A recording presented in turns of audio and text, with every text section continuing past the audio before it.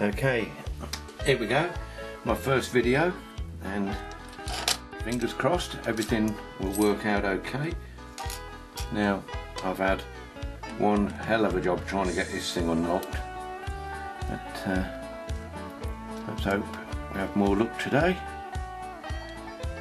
But hope you can see the lock anyway. I tried to position the camera so everything was clear, but I've got gorilla hands, as you might. Hey, whoa, whoa, and there we go.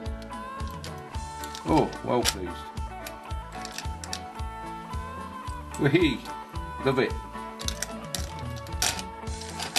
But it's a pig to open even with a key, but just have one more go and see if it was luck or whatever. But it's been a long time coming.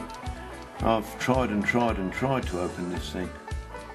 I've took on board everyone's advice on how it's going. I think that's what you guys would call a come on, false set. And there we go.